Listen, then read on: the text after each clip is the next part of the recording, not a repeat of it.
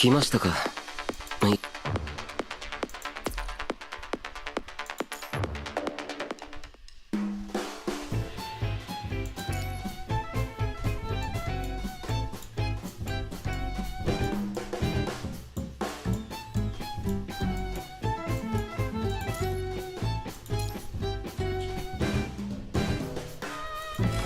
What's up, man? Hello. 俺の出番だぜ。お前らはもう死んでいる。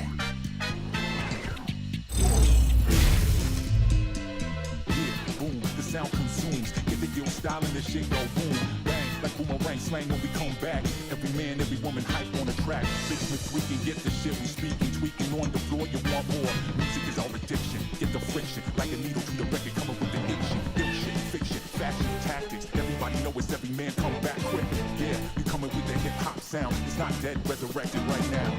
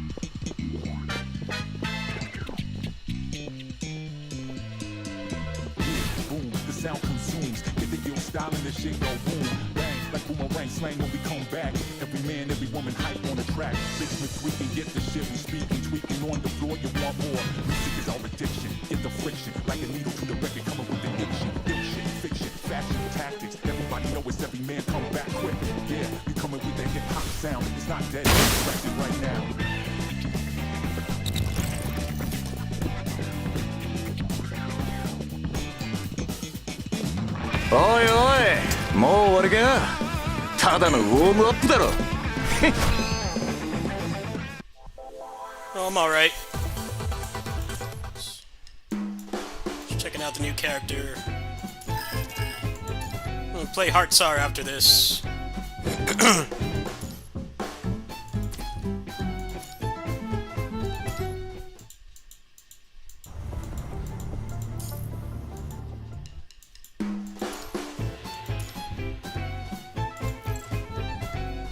Baka. これで私に。来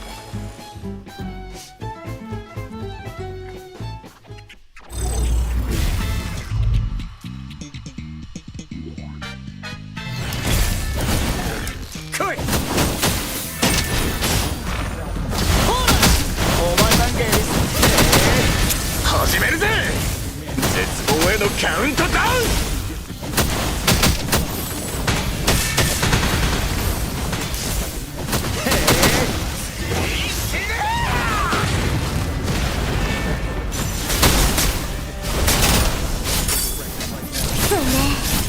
あいつらを切り裂く。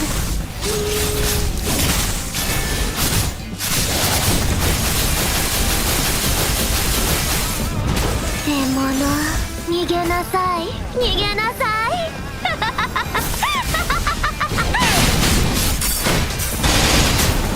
がいてみせ、全てを粉々にするのは最高だ。私がいる場所が戦場よ。全てを粉々にぶっ飛ばしてやろう。へえ、ほら、お前なんかよりぶっ飛ばしてやろう。死ね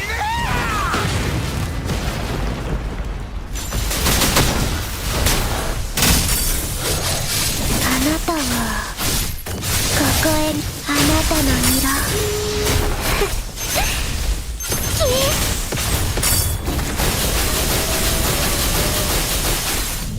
獲物、逃げなさい、逃げなさい。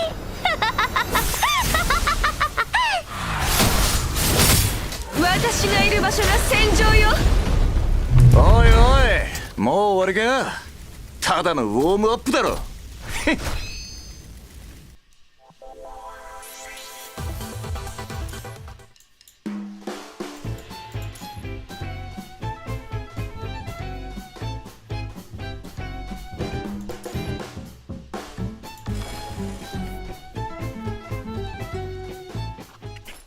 俺の出番だぜ。お前らはもう死んでいる。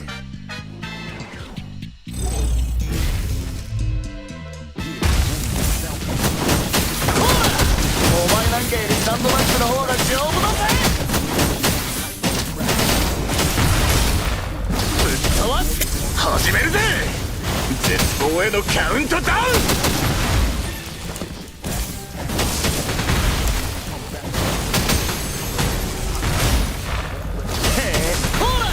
お前なんかよりサンドバッグの方が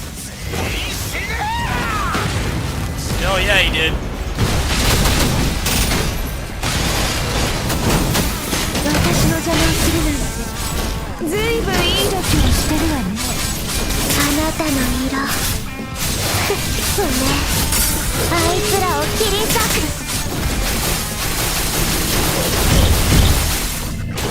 獲物、逃げなさい、逃げなさい。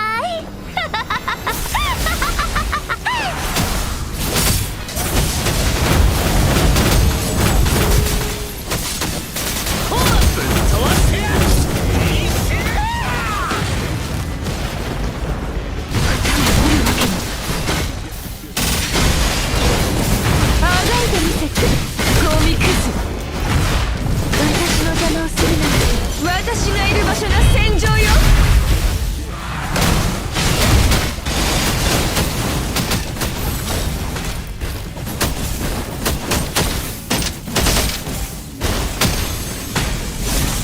But yeah, all the other versions of this game that aren't CN are like a year behind. 緩めてはダメ。 A year behind or more. あなたの色 Level's like a year and a half behind.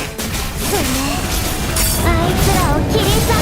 あなたはここへ見ても So yeah, if you're waiting for a 逃げな character さい、逃げなさい。 and they come out on CN, it's like a year.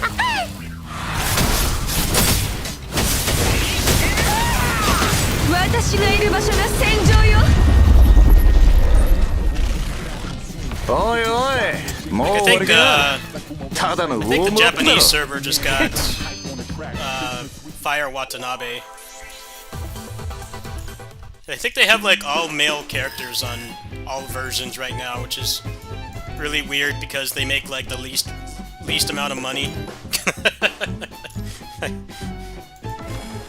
Like we just got Noctis, Japan just got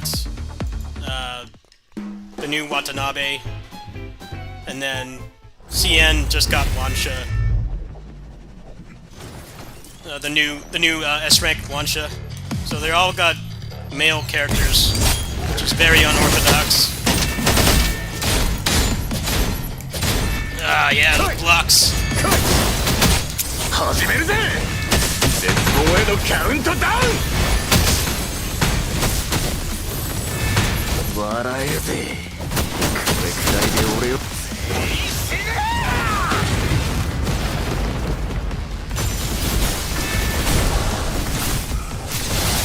あなたの色。 I should also add that they do あなたは speed up our ここへ patches 逃げる so ね。 that we don't fall too far behind. あなたは Yeah, it takes ここ longer. へ逃げるね。獲物、逃げなさい。 Our patches are usually like I think like 1.5 weeks less. So we're on a bit of an accelerated schedule, but like they can't increase it much more because then the game is not free to play friendly. That's the whole thing about this game compared to like Genshin and stuff. It's very free to play friendly. If you participate in the events or even just buy like the monthly card, you can get every character, at least one copy. あなたは It's ironic because ここへ I've been playing Wuthering Waves あい offline, つらを and that game is exactly like Genshin. 獲物、 The monetization is 逃げ terrible. なさい。 It's a good game, 逃げな but さい。 I like can't afford to be competitive in that game like I can with this.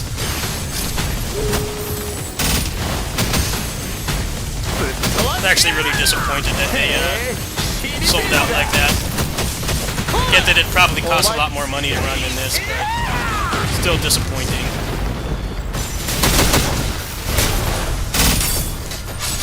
50-50 pity from Genshin, and then they have like no bundles, so you can't spend like 20 bucks and get a decent amount of stuff, just like a small amount of money. That's why this is going to continue to be my main game. Wuthering Waves is just something I play like when I'm watching a stream, just chilling out. 始めるぜ絶望へのカウントダウン Priced me out of being competitive in that game.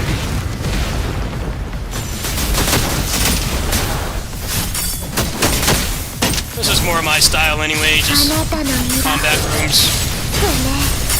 あいつらを切る私がいる場所が戦場よあなたの色私の邪魔をするなんてあがいてみせてもっと来てよ私がいる場所が戦場よ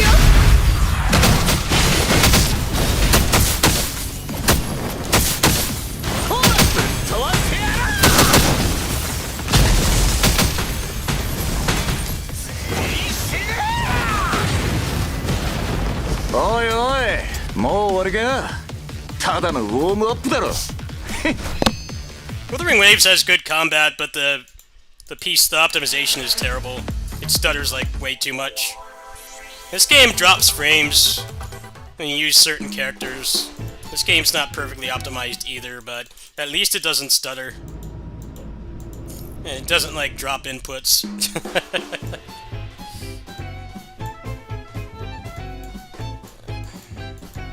Like Hyperreal, for instance, always tanks the frame rate. Whenever you do his,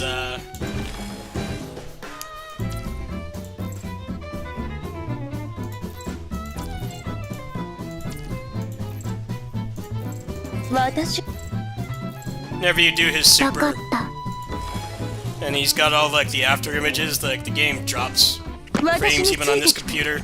恐れることはないわ Yeah, I don't know why they shipped that game the way they did. And like the whole, literally the only thing about it that makes it stand out from Genshin is the fact that it has better combat and traversal. The monetization is exactly the same, so everybody like me that was hoping to have, you know, a decent game to play that's like Genshin but doesn't have such predatory monetization is like really disappointed. But then, like, it doesn't run well. It drops more frames on my computer than people who have worse computers. Optimization is horrendous. Like, until they fix that, I'm not really too concerned about playing it much, other than just a couple minutes a day. Even then,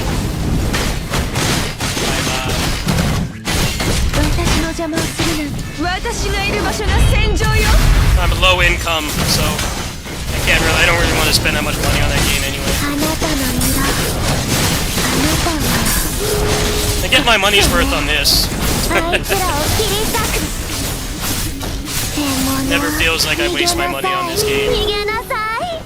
Wuthering Waves is just exact same crappy monetization from Genshin. You got 50-50 pity and like no bundles, so you can't spend like $20 and get like decent stuff. The only thing that's worth buying is the Battle Pass and subscription, which is the same price as this game. So if that's all you plan on doing, it's actually not that bad. But let me go ahead and I'll explain this a little bit better, because I know most people that watch me play this game don't play it. This is the main difference between Genshin and Wuthering Waves and then this game. Like, they have bundles here. Like, this is what I want to get when I get money. This maxes him out. They just give you all the dupes for him right away. It's 198 rainbow cards. That's about 35 bucks. I think that's a pretty fair price. This is like 3,600 black cards for 20 bucks, which is essentially about a quarter of the way towards an S rank character. So I think that's worth the money. If you want to drop a cool 100, which I think is a little bit too much, this is actually not a bad deal. This is a guaranteed S rank. So if you're going to drop $100 on this game in one patch, this actually wouldn't be bad, because you get a guaranteed S rank. This one is $20, 3,000 black cards. This is $50. This gets you pretty close to a weapon banner pity, and then you get a USB so that you can get another dupe if you want. That's actually not bad either. Leap support bundle is kind of a waste of money. I don't see why you would buy that, because leaped characters are not meta, and if you're spending money, you obviously care about the meta. So, I mean, this is only like, what, 68? It's like $12. I mean, I guess if you really like that character, it's worth it. Like, if they make a leap for him, I will buy that, because I really like his playstyle, but it's a bit of a stretch. This for 30 is actually insane. Getting a resonance pick and then 1,000, so 4 pulls for like $5. Actually, it's more like $6. $6 is not bad. This one is like 98 rainbow cards, so that's $16. That gets you 10 pulls and then 20 stamina, or 2 stamina bundles a day is actually a really good deal. But yeah, Genshin and Wuthering Waves don't have any of this shit. None of this stuff that's like, you know, you're still spending money, but you get a good deal. Neither of those games have any of this stuff. The only thing you can really buy is these. Now these are worth it the first time. Actually, this one is actually kind of a crap deal. This is 12,000 black cards for $100, but then they have this right here, which is the same price, and gives you a little bit more. Because this is straight up giving you an S rank character of your choice. So if you want to get a dupe, or the 100% rate up, this guarantees it. There's no bullshit, there's no 50-50, none of that garbage. And that's what I really like about this game. It's the only reason that I cash on it. It's actually playable for low-income people. Instead of Genshin and Wuthering Waves, where they just totally don't care about people that have a little bit of money to spend, but not like infinite amounts. Which really sucks, because Wuthering Waves is a pretty good game, but the monetization is poop. The only thing I bought was the monthly pass and the subscription, and then I bought like 1 or 2 of the bonuses.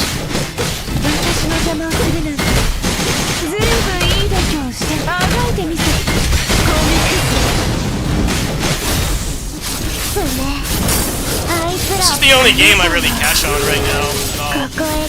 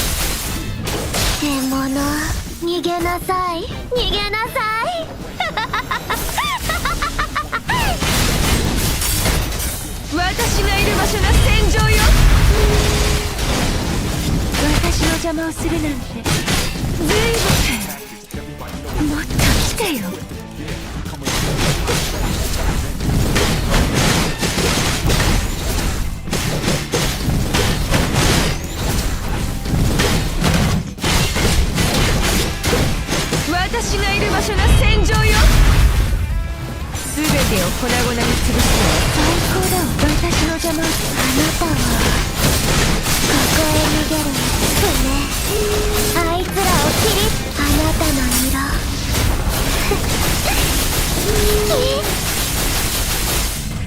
獲物、逃げなさい、逃げなさい。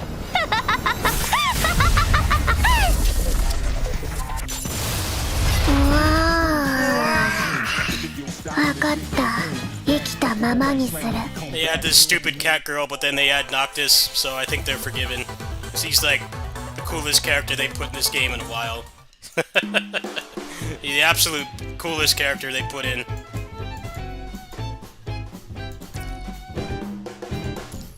Alright, so am I just done with this or what? It says I did 100%. Well, I guess I'm time gated for the rest. That's a really fun little game mode. This is actually one of the better game modes they've done too. It's actually fun and has unique mechanics. Sometimes the game modes in this are pretty whack. They're just like really lame mini games, and they give crap rewards. Like if you spend any money on the game at all, like even a couple bucks a month, like just the battle pass or the monthly card, it's not worth doing because it's not fun. I personally don't bother with them because I cash on the game every patch. But this is actually like one of the better game modes they've done. There's something unique. There's like unique mechanics and different strategies you have to do. Yeah, I thought that this was gonna go on a lot longer, but I guess that's it for now. I guess I'll do a little bit of Cursed Waves. I'm gonna have to take the stream down and set up for Heartsar.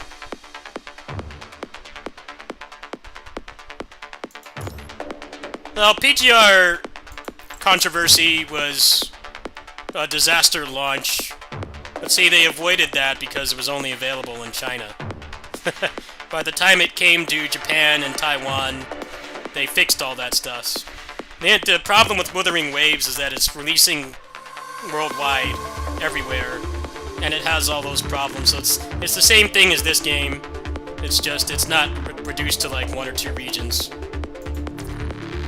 Wuthering Waves' main problem is the optimization is really bad. Like the traversal, like controlling the character and like the non-combat, like running around and stuff, is way better than Genshin, and so is the combat, but the optimization is really bad, and then also the monetization is literally identical, so everybody was hoping it was going to be like this, but it's basically the exact same thing. So, if you're looking for Genshin with not garbage combat and better monetization like this, where you can just spend a couple bucks a month and get everything, then the game is exactly the same. There's no difference. It plays better, but it's gonna kill your wallet. Empty your wallet really quick. Yeah, I don't really like how they just don't care about low-income people. Don't seem to understand that if you cater to low income, you can make money as well, but they're doing the same thing almost every other gacha game does, where they're just hoping to get a couple people addicted that spend like insane amounts of money every month. And we're talking like maxing out every character when they drop.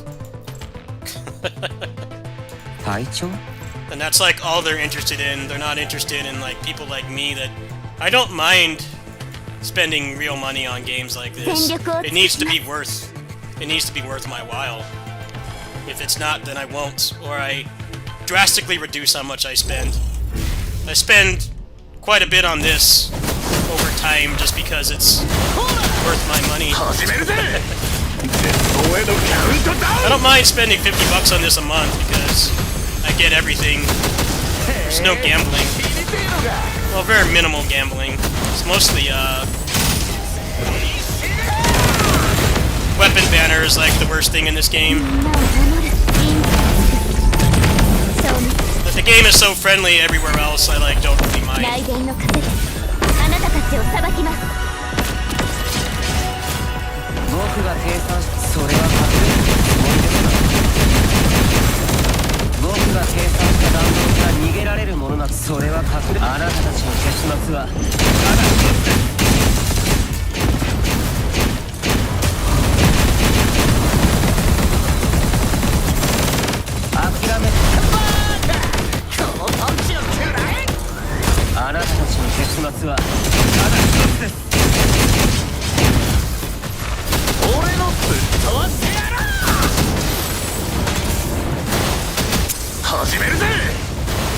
行へのカウントダウン。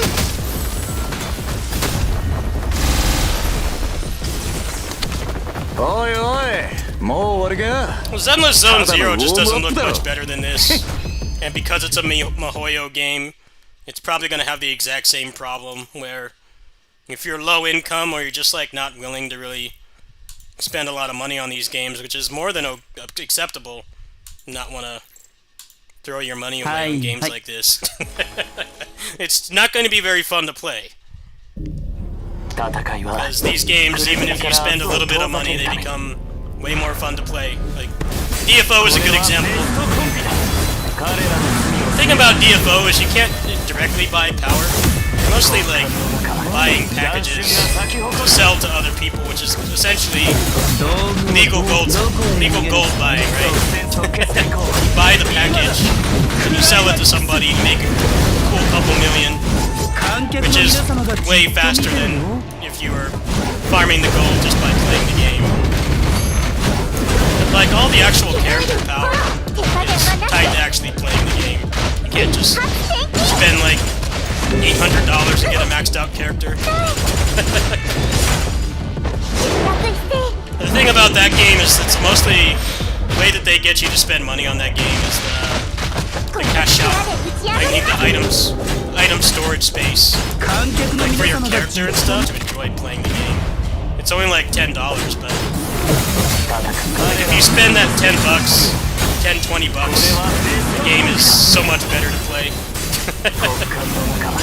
The minimal amount of money, but it makes a difference.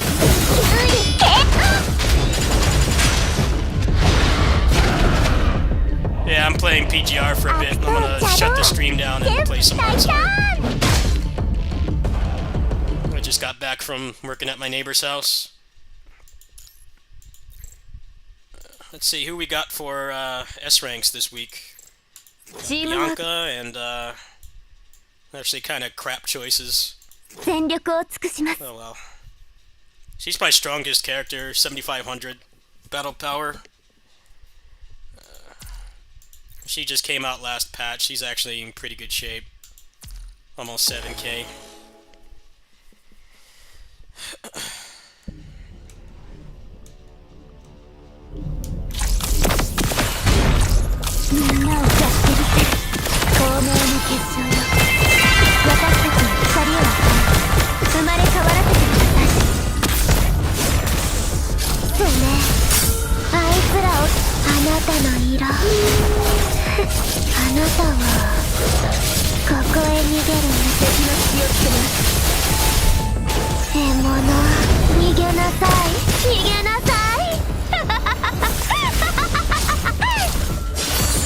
Like how people on the Reddit are like, oh, they're gonna be more generous later, and then somebody basically told those people to throw a ring. They're like, yeah, the game where you have 50-50 pity and $100 is only 40 pulls is gonna be more friendly. Sure, all that copium. They know exactly what they're doing.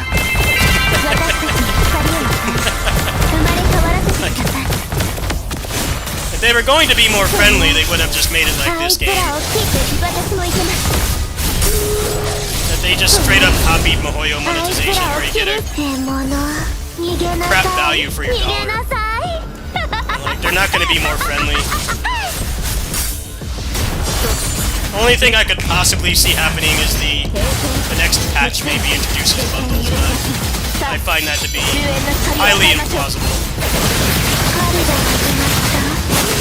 Could have made a lot of money for people from the bundles, like this game has that I already explained at the beginning of the stream. But if they're not doing that at launch, when there's the most people playing that the game will ever have online at once, then clearly not interested.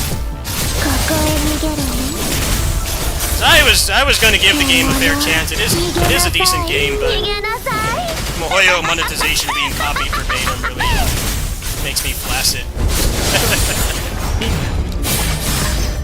This is still going to be like the main and only gacha I spend a consistent amount of money on.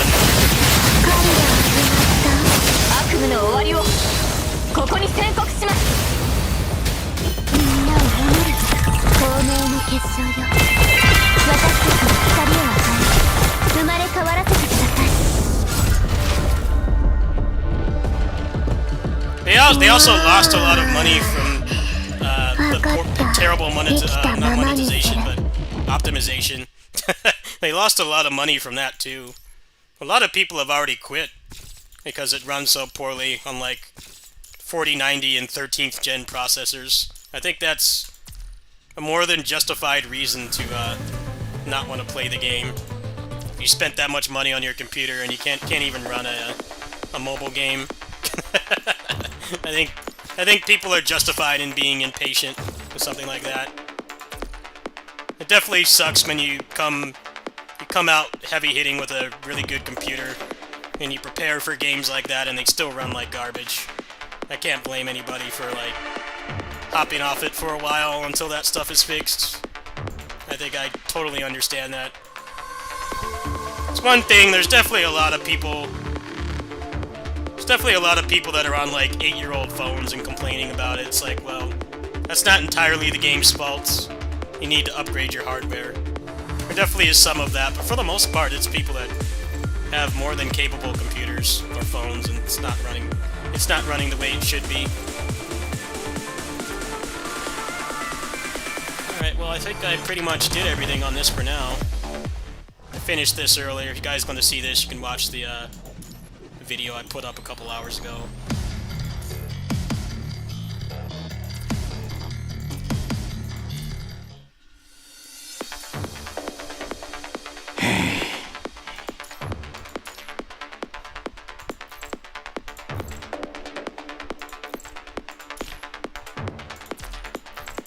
Oh? これを渡すために来たってのか？そんじゃつまんねえ。よし、これから飯食いに行こうぜ。焼肉だ。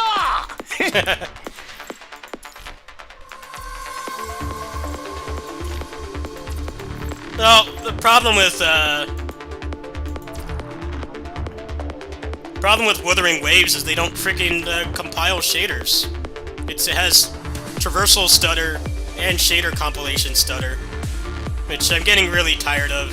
Why is it that Stranger of Paradise, which is a disaster PC port, one of the worst ports to come out in years, has shader compilation at the start of the game, and then something like Wuthering Waves, which is going to make an order of magnitude more money, just doesn't have that. It makes no sense. I don't know why developers just like won't make it so it just compiles the shaders at the start.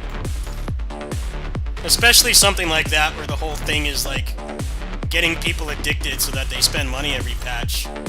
And then they don't do that. It makes no sense to me.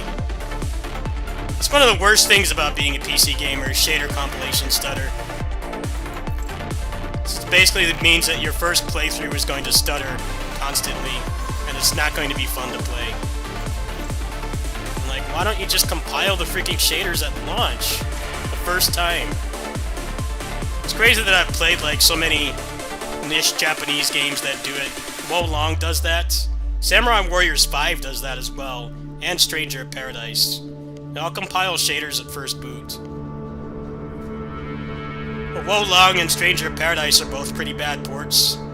Wo Long at least got fixed over time. Stranger of Paradise is just perpetually broken. But I could say one thing, the game didn't stutter. Stranger of Paradise did not stutter at all. It had performance issues, because the game is optimized like garbage. But it did not stutter. And that was...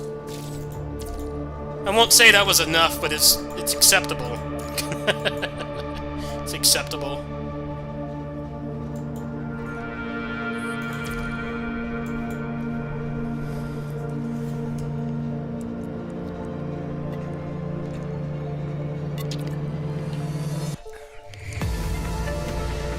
Yeah, Unreal Engine has traversal stutter. It's like a big problem.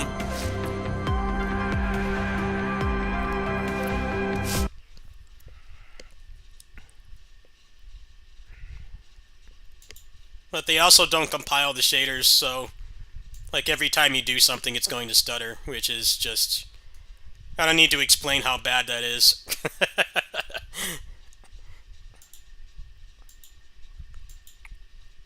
I feel like ever since we've had shader compilation stutter, gaming on PC has been a disaster. It's been embarrassing how bad it's been. I'm like, yeah, you know, you don't have to deal with this on PS5. Like, you don't have to deal with the stutter on PS5. You know, if you can only run the game at 60 FPS on your PC, or it has a cap of 60, there's like no reason to game on PC. Unless you care about mods. Yeah, Tower of Fantasy also had shader compilation stutter. It's a very exhausting thing because there's not really anything that you can do about it.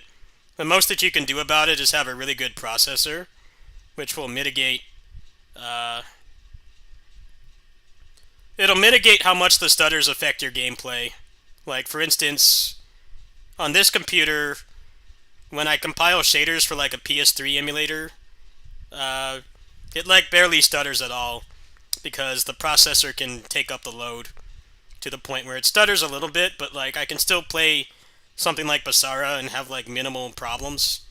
But then there's other stuff like Wuthering Waves. It's just so poorly optimized that even my computer, which has a 4070 Ti, a Generation 4 NVMe, i9 12900K, and 32 gigs of DDR5 RAM, like, it still stutters a ton. There's nothing I can do about it. I've invested a lot into this computer, which is pretty commendable on my part because I don't have a lot of money. Unfortunately, sometimes it doesn't pay off. Switch games as well.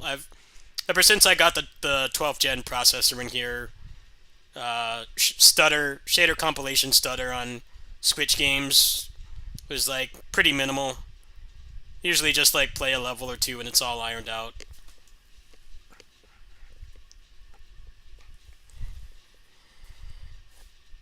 Well, Entropy Effect is actually pretty decently demanding. It's actually a pretty good looking game, and they have a lot going on under the hood.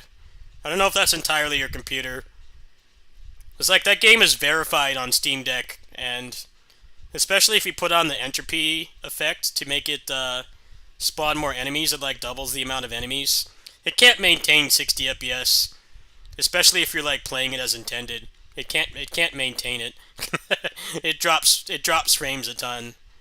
That game is way more demanding than it looks, and I think it's mostly just because of the art style. There's a lot of particle effects, and like everything is pretty high resolution.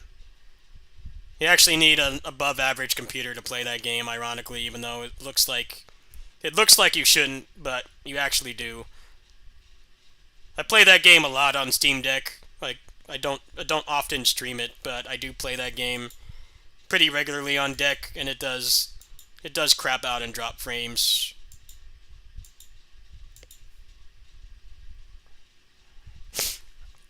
Alright, do I want to play something else, or do I want to play Heartsar? I haven't quite decided yet.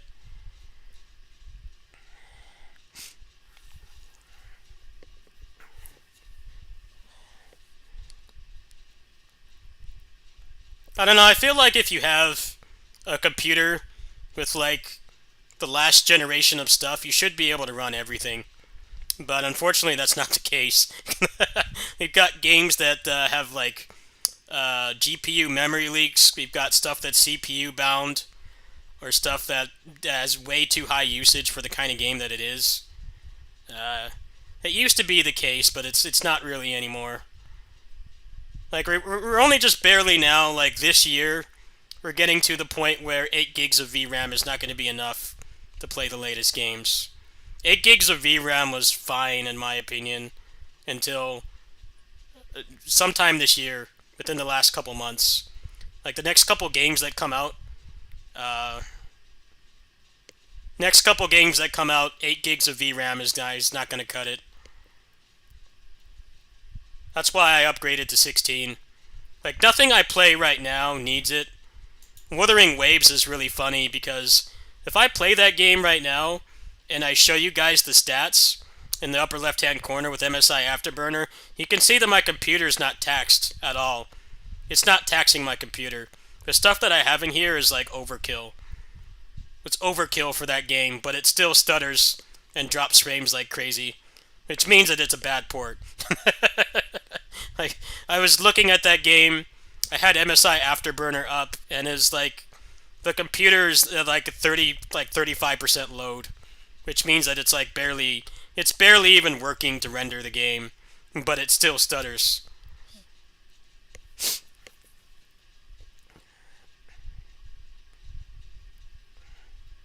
The 4 gigs of VRAM is enough for like PS3 emulation and below.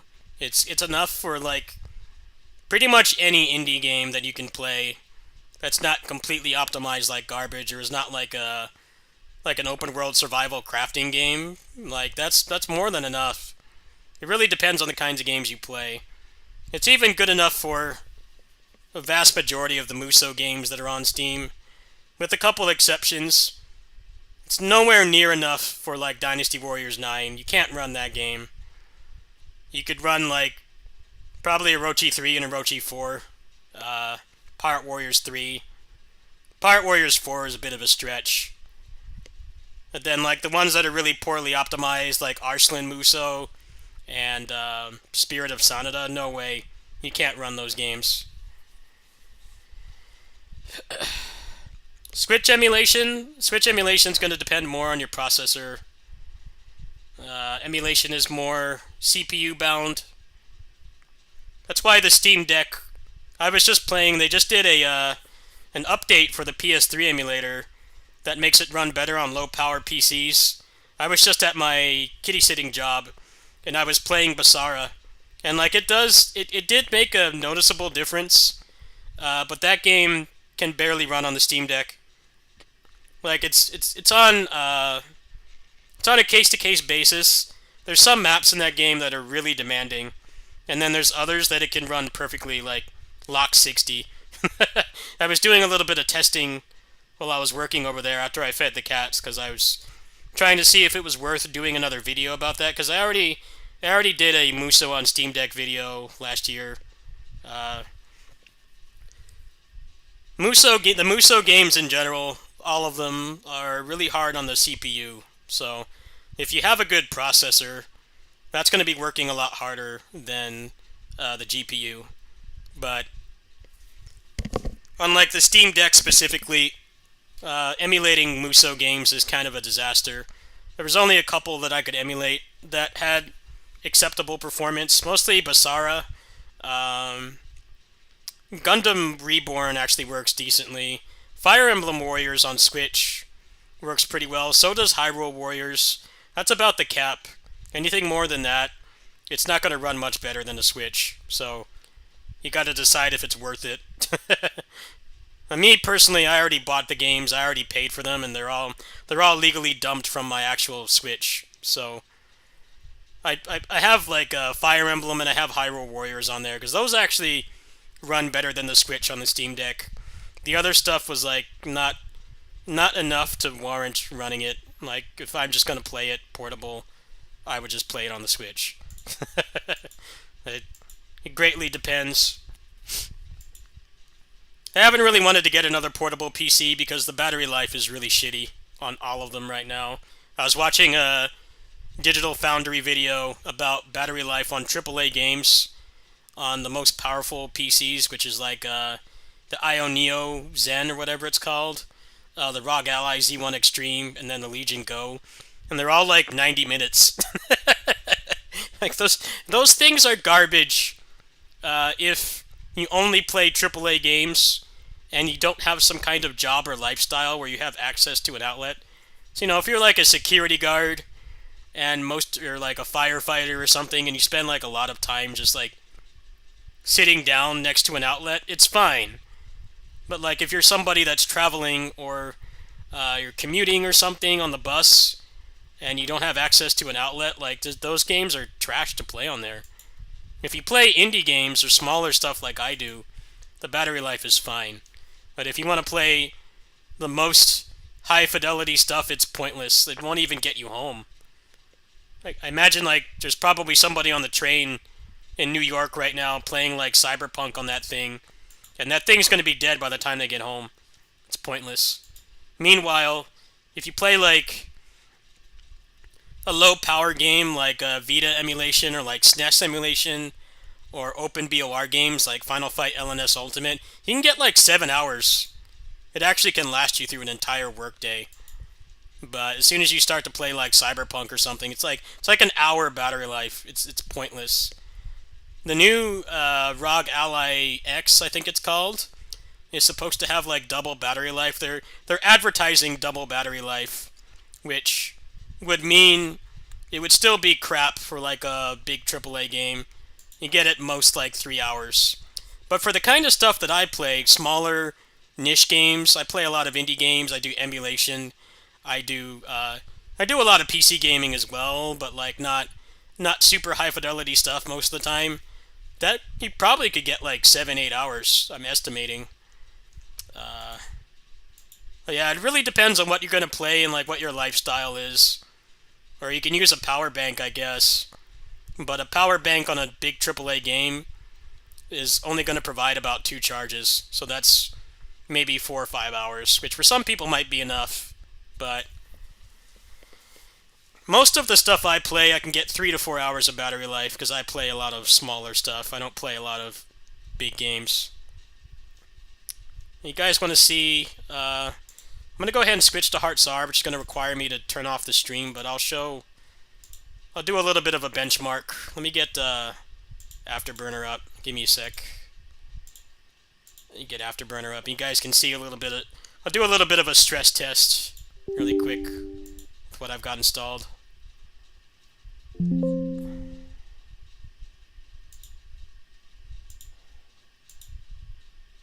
Let me see, is it going to work? Alright. So first we'll do Orochi 4 with 144 FPS.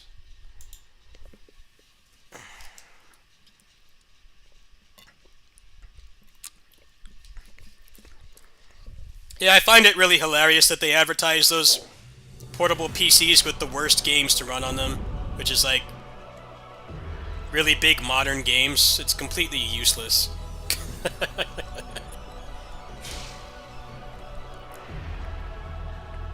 I mean, maybe if you have like an hour bus ride and back to commute to work or school, I guess, and you only play that game, it's like just barely usable. And like anything other than that, no. Alright, so we're gonna do this one. You guys want to see the benchmark, go ahead and look in the upper left-hand corner of the screen. You might have to go full screen.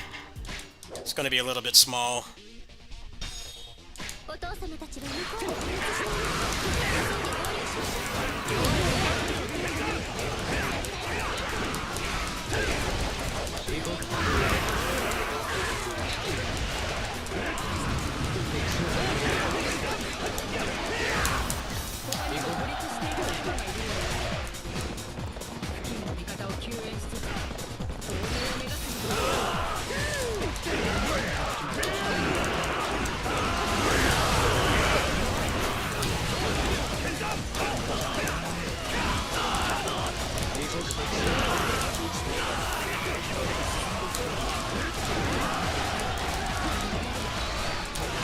This is about the same amount of processing power that Wuthering Waves demands, but this game runs so much better, with more going on. The graphics aren't even much better in that game. This is about the same amount my computer is taxed playing Wuthering Waves, but this is a rock solid 144.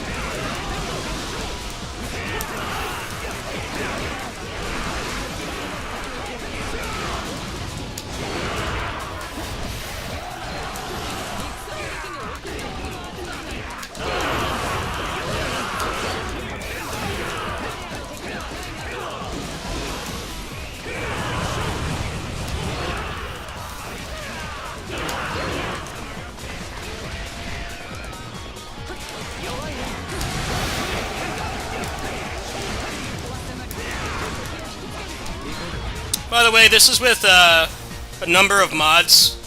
I have the frame rate is uncapped, so it's running at 144. Also, 20% turbo. The difficulty is scaled up, so the game is a little bit harder. And then also universal guard cancels. So, it's got a DMC level of mods for this game now. Those are all the mods I'm using. So guard cancels, increased frame rate, and then turbo. 20% turbo. Any more than that is a little bit hard on the hands because how fast the game is. So I just put it at 20%. Which is what turbo is generally for most people that play DMC games. Pretty similar to DMC settings.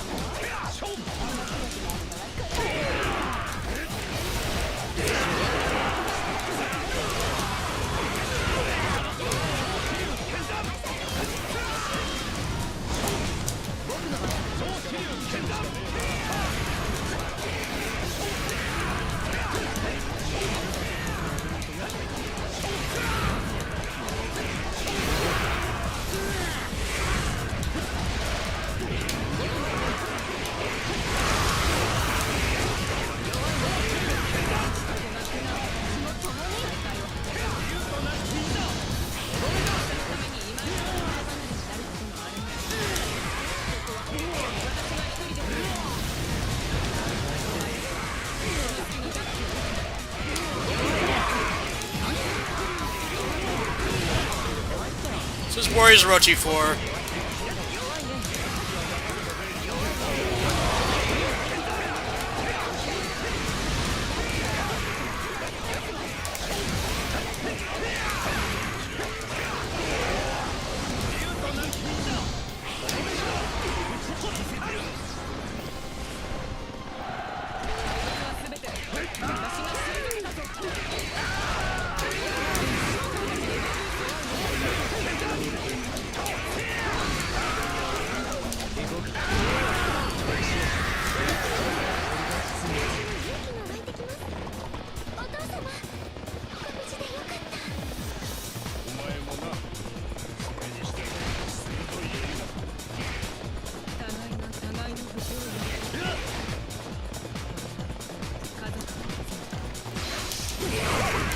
What are your expectations for the Nintendo Direct tomorrow?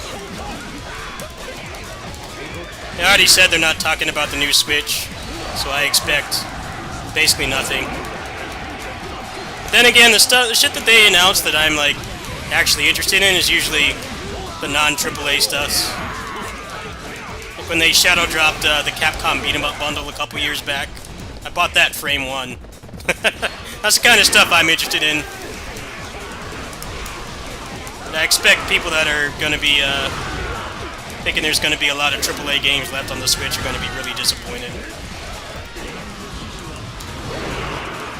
At best, it'll be like probably Metroid Prime 4 gameplay, and that game is totally going to be cross-gen. I think expecting anything other than that is delusional. They must have something they want to show because you know how fickle Nintendo gamers are. Expecting AAA games every month.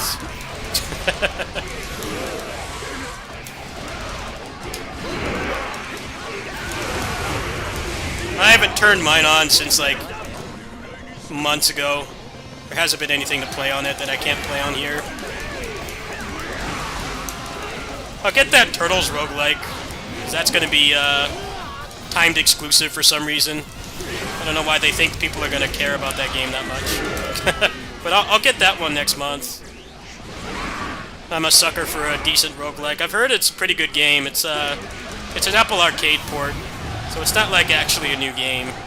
It's just nobody buys anything on Apple Arcade, so it might as well be new, but I looked up a bunch of gameplay for it back when they made that announcement.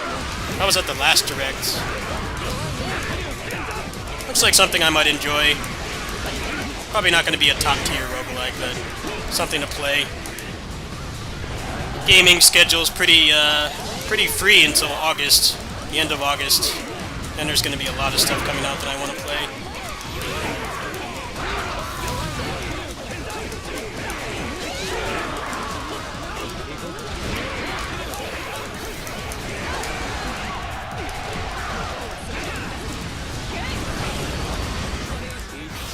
Alright, there we go. That was pretty much max frame rate the whole time. Computer is running at like 30% capacity and rock solid 144 with all those mods and all the particle effects and shit I was putting on the screen. That's pretty commendable. So that's part 1 of the benchmark. Just go ahead and save. Yeah, so Turtles roguelike coming out next month, but it's Switch exclusive for some reason.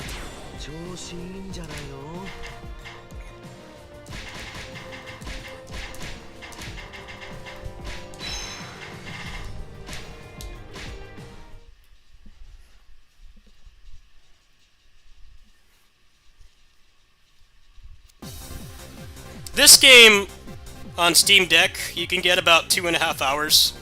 On a base Steam Deck, on OLED, you could probably get maybe 4 hours off this off a full charge. But I have the version 1 Steam Deck, which has a worse battery. Yeah, this game is actually relatively viable.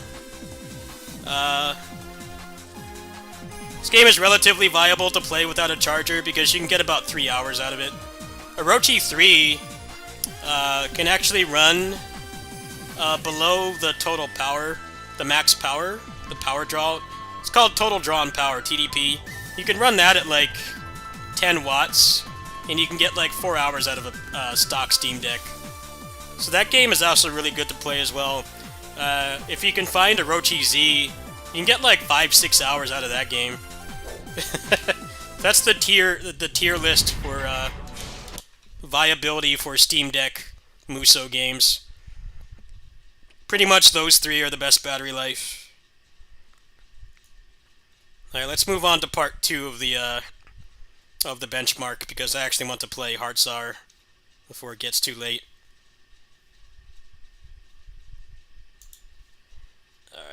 Alright, let's see here. What's another good benchmark? Here we go.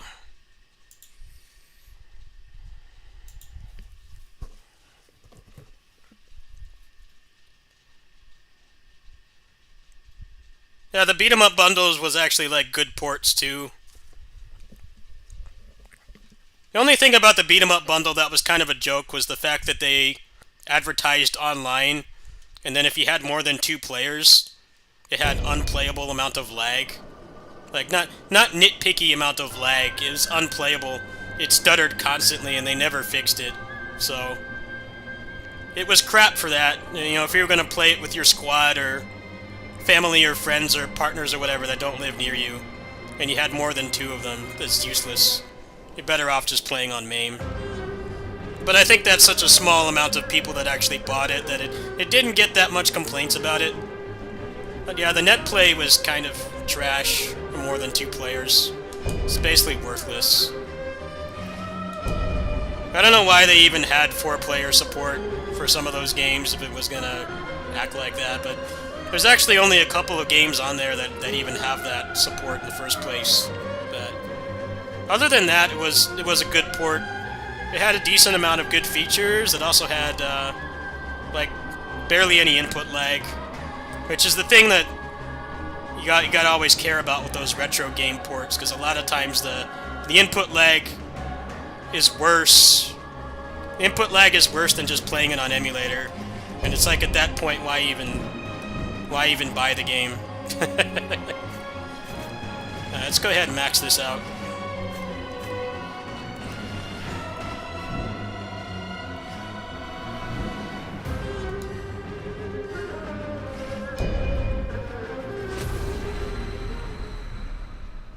I doubt there were that many people like consistently doing 3-4 players on those games. They probably did it like once and never again. Because the hardcore people are mostly going to be playing solo anyway. But yeah, the net play was not up to standard. I remember trying to play it on launch and it was pretty bad. The three-player battle circuit was like a slideshow.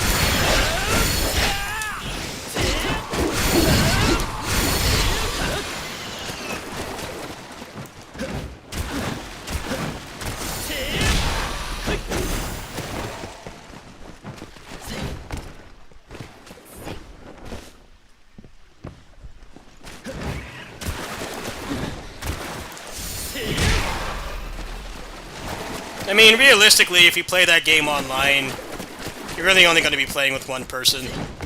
A friend online, or somebody that you know in real life that doesn't live near you anymore, like maybe a friend from school that moved away. That's basically a realistic application for that netcode. So, for that, it was fine. But for, like, having your whole squad with you, it was worthless. You're better off just playing on MAME or RetroArch or something. Like, bare minimum. But I never really bothered with the online, so I was more than happy with it. I think they did a pretty good job. It's just their netcode was complete buns, so it wasn't really... It wasn't good for that.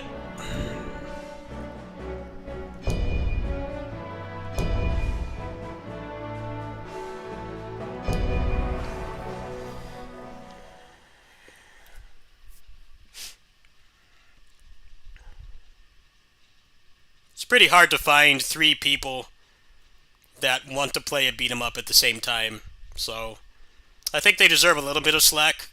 At least the single-player and 2-player experience was above average.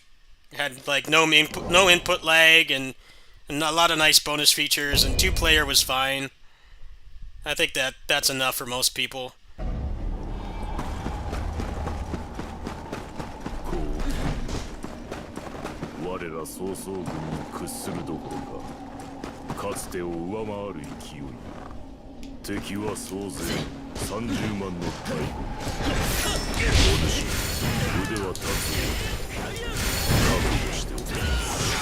Oh, getting stutters. Stutter bus.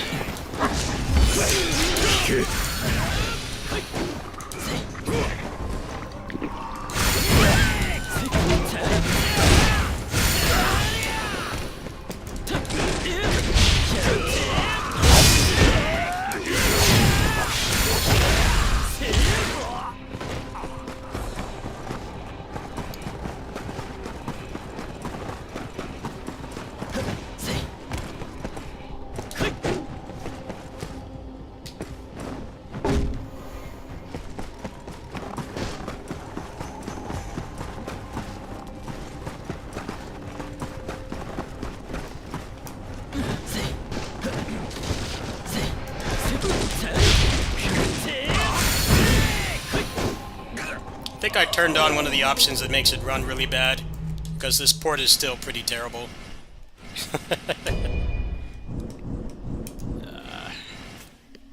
Let's try standard. Texture shouldn't be a problem. Ambient occlusion I never care about. Let's see if that helps a little bit. I haven't played this in a while. This is just a good benchmark because it's a terrible port. One of the worst ports I've played in a while. As you can see, if you look at the upper left-hand corner, the computer's not taxed. It's the game, not my computer. 120 FPS in this game is kind of a meme because it slows down a lot.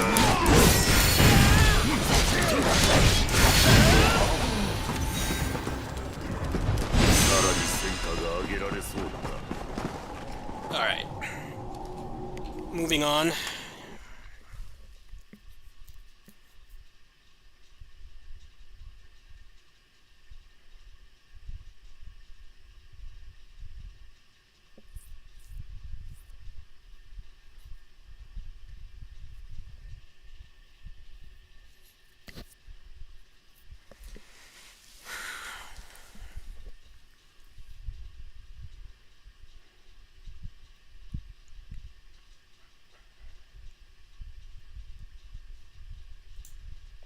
I definitely do not have 3 real-life friends that would actually want to play something like that.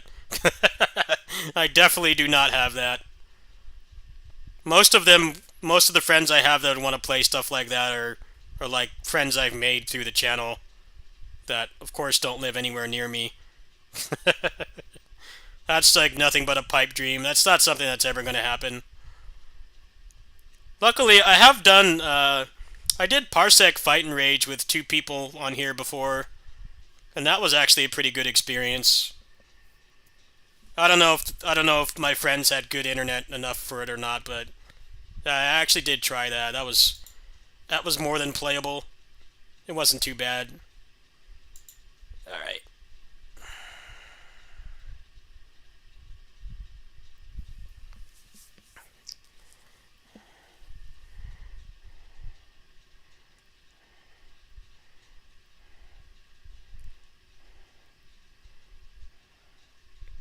It's compiling shaders, hold on.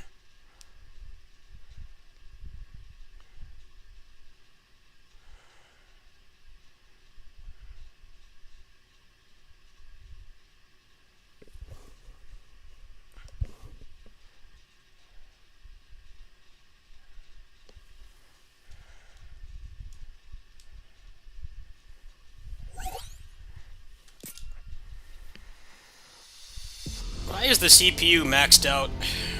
I think I know why. See if I can fix that really quick. This is like the worst PC port I have, so we're gonna give this a shot really quick.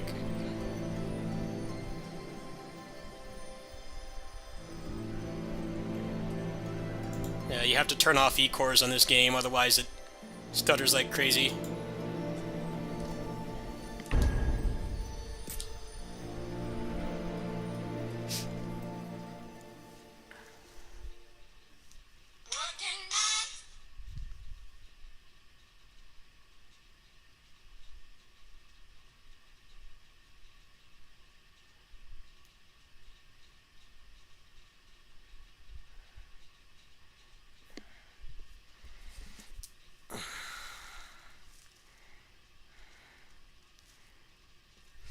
This game still takes forever to load on a Generation 4 NVMe. The load times are terrible. Okay, so what are we looking at here? Not fighting anything. It's 120. The GPU is actually decently stressed. 60% just idle, just kind of chilling in the town here. CPU. This game never really was CPU bound. It's the character models is the problem with this game. So if I go into system settings, what does it say? Yeah, so you see you've got 16 gigs of VRAM. So it's using about 30% of the VRAM. About a third, roughly. Let's see here. Let's give this a shot. Black screen? Really? Thanks for telling me. Yeah, see if I can fix that. So, you guys got video yet? That's weird. Hold on. Let's see if I can fix that.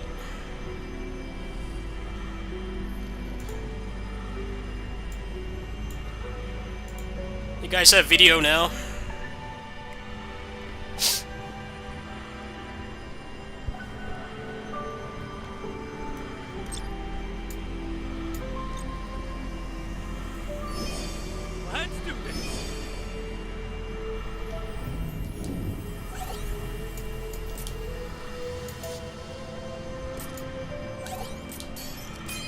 So let's do an exploration really quick and see how it runs with a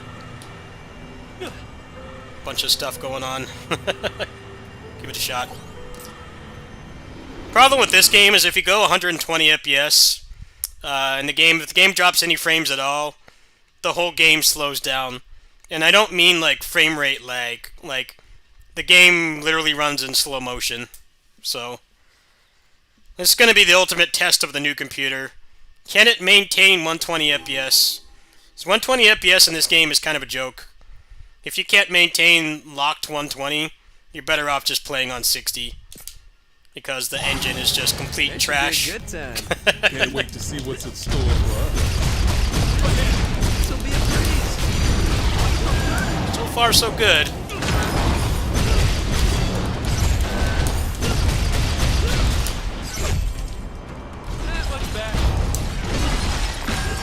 Not off to a good start. Let's see something like this. This got interesting.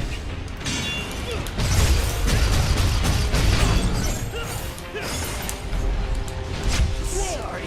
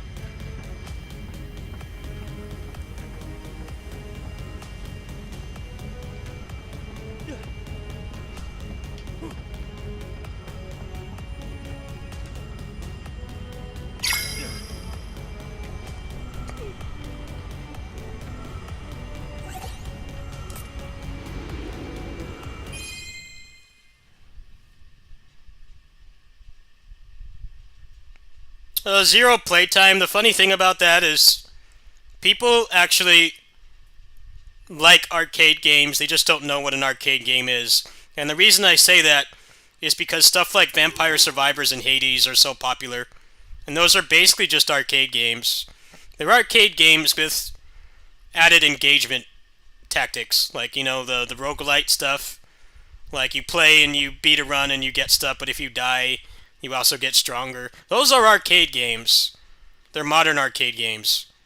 So people that say they don't like beat-em-ups or arcade games, but if they like something like Hades or Vampire Survivors, those are arcade games. They totally are. Everything about them is an arcade game. Dive right in then. That's part of why I like roguelikes, because arcade games are a big part of you know, my taste in games. I like gameplay-focused stuff above all else. They are arcade games. You know, we're getting to the point where a lot of people haven't even ever played an arcade game. Roguelikes are just... they're just arcade games. Even ones like Slay the Spire, which aren't like action. Like, that's just a card game. That's still an arcade game. It totally is. Especially considering the length of them is about on par with most arcade games that weren't fighting games. Like an hour or less. They're short, compact experiences designed to be replayed. Totally arcade games.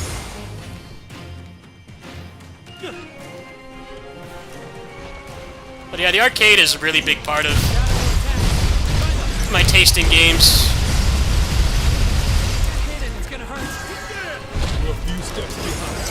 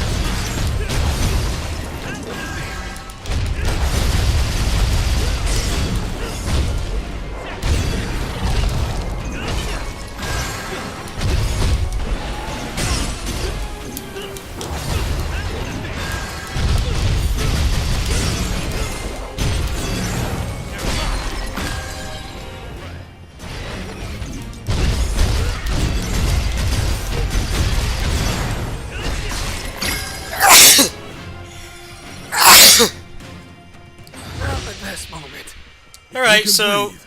We can fight again. the only time the frame rate dropped more than a couple frames was when I did the soul burst or whatever it's called in this game, which is basically just a one-button QTE. For those of you who don't know how bad this game's optimization is and how badly they made it, you see this guy's dreads here? Like, the hair on his head and the generic bat that you fight has, like, more polygons than, like, the FF7 Remake cutscene model.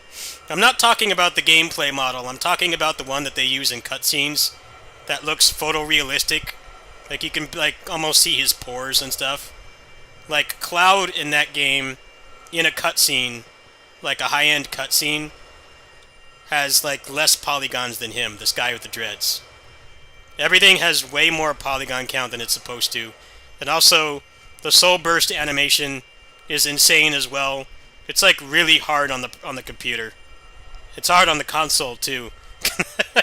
I don't know what they did with this game, but they made it in the most, like, nonsensical way possible. There's a mod to legit make everybody bald to improve the performance. I'm not making this up. If you think I'm making that up for a joke, you can go ahead and look it up. Look up Stranger of Paradise Bald mod. This was picked up by big gaming publications online about how there was a mod when the game came out to make everyone bald to make it run better.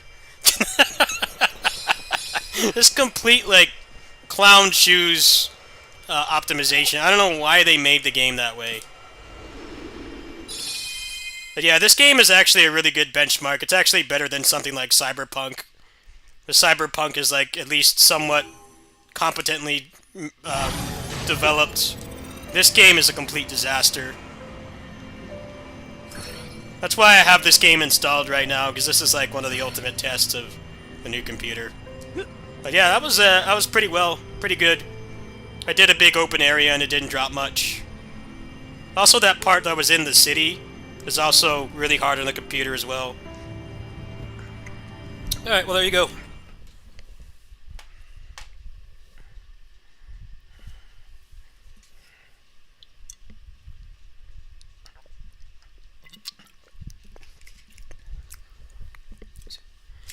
Alright.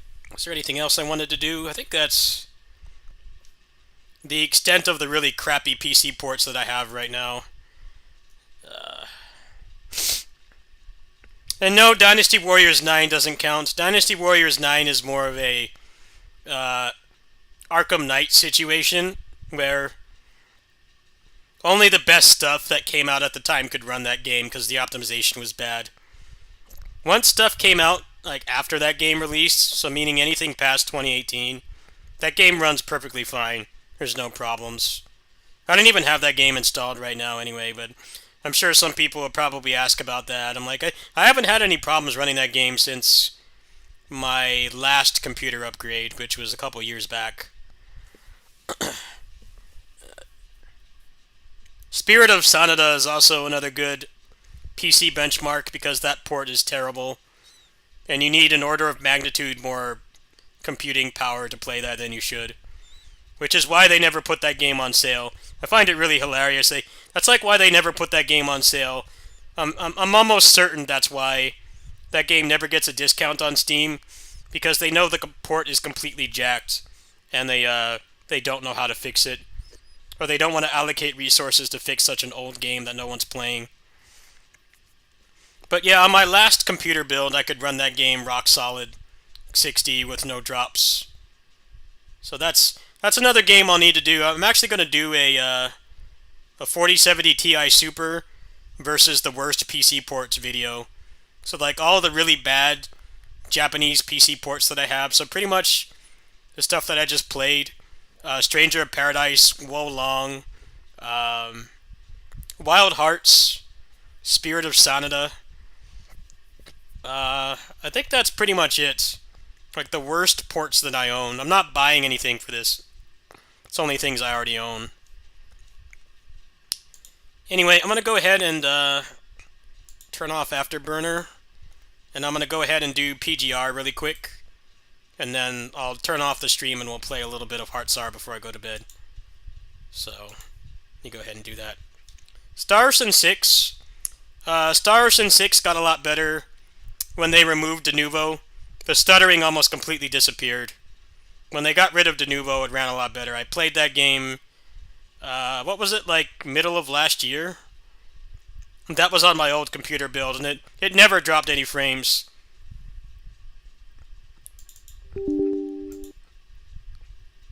That's why that game is a good example of the people that say that Denuvo doesn't cause performance issues. When they removed Denuvo, the stuttering completely disappeared. It became perfect. They did I think they did one patch for that game that was related to stuttering, but I remember I tried it, and it was still stuttering. But then when they got rid of Denuvo, it ran perfectly fine. I played through the whole game. I did all the content.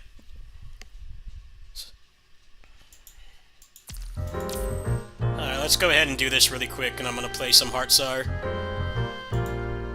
Be a shorter stream today because I'm gonna be I gotta be up for the direct.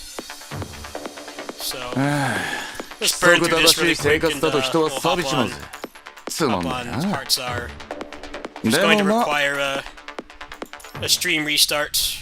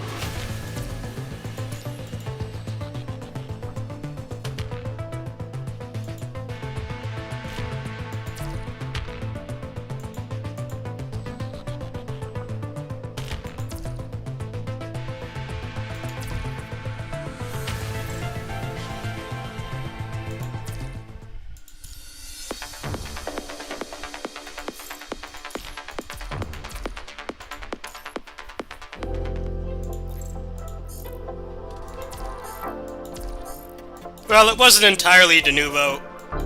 The Star Ocean 6 port was pretty bad. Apparently the engine that they use for it is like really old. It's like Falcom, the Aska engine. I think it's the Aska engine, which is pretty crap. The thing that was weird about that port is it actually had like one of the things I consider to be a requirement for having a good PC port was that it allowed you to compile shaders before actually playing. But the weird thing was that it like actually didn't help that much. It made like a marginal difference. It's like they got that right, but they did a pretty crap job on the port, so it didn't completely fix the problem. But after they got rid of Denuvo, the stuttering is completely gone, at least on my end. I can't vouch for anyone else, but I played it a good 50 hours. I definitely would not have done that if it was going on like that.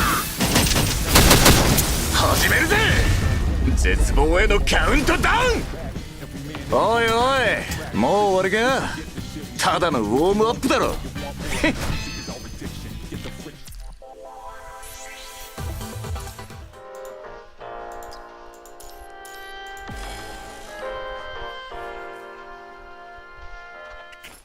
俺の出番だぜお前らはもう死んでいる始めるぜ絶望へのカウントダウンおいおいもう終わりかただのウォームアップだろ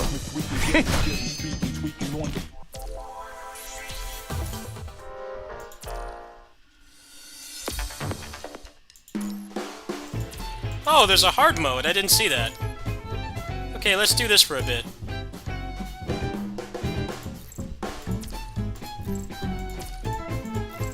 I actually do want to play Heartsar and make some progress on that, so we're not going to do all of this right now.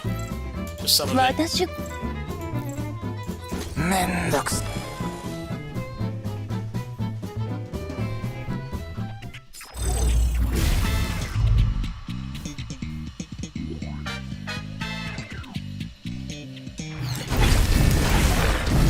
あがいてみせて。私の邪魔をするなんてずいぶんいい度胸してるわね。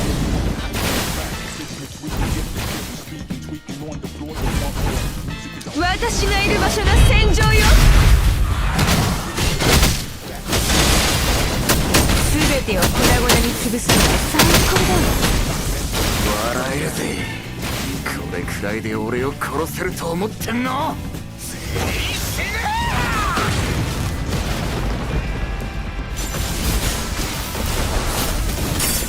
そうね。あいつらを切り、あなたはここへに、あなたの色あなたはここへ逃げるね。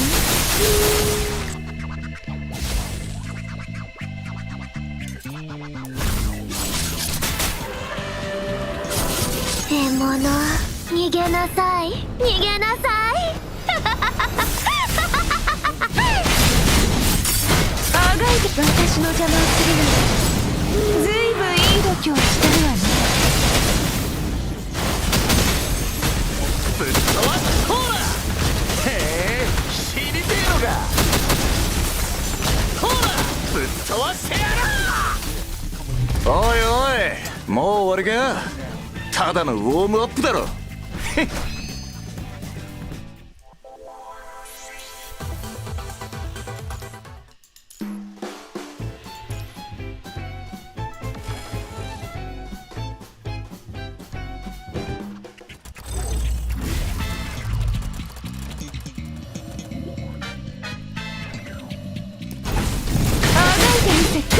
ゴミクズ。そうね。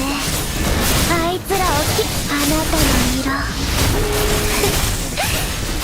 き。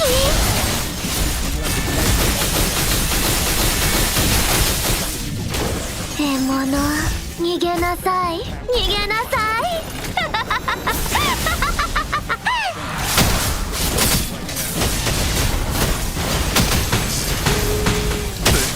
へえ、知りてえのか。ぶっ飛ばコーラ。お前なんかよりさん。へえ、知りてえのか。ぶっ飛ばしてやる。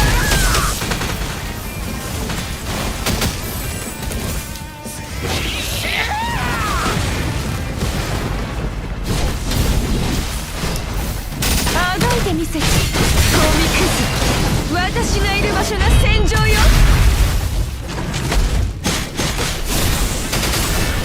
そうね。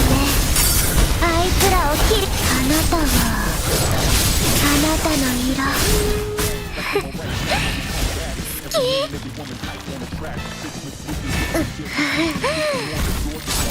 着いて。そうね。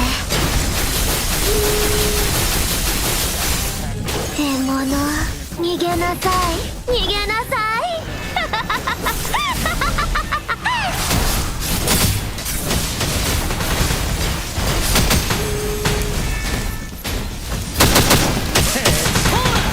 お前なんかよりサンドバッグの方が丈夫だぜ。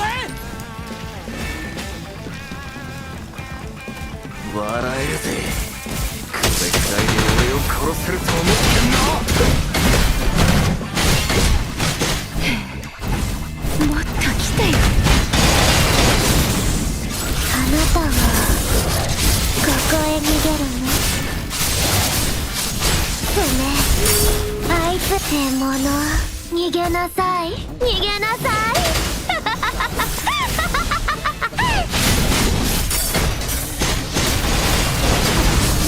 私の邪魔をするならあがいてみて。私がいる場所が戦場よ。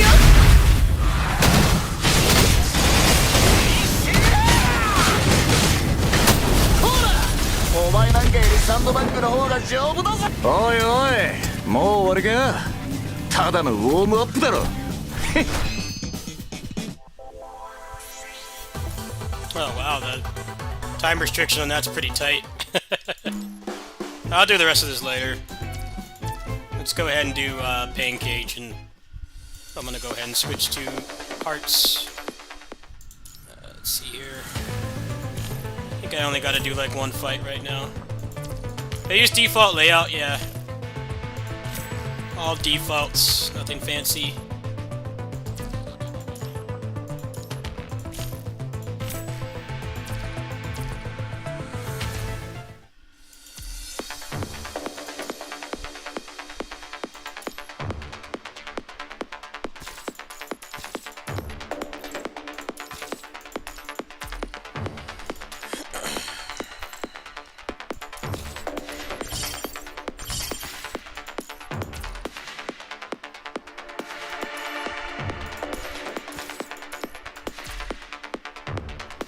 Alright, I'm gonna go ahead and I have to go, I have to switch to OBS to play Heartsire because the frame generation doesn't work.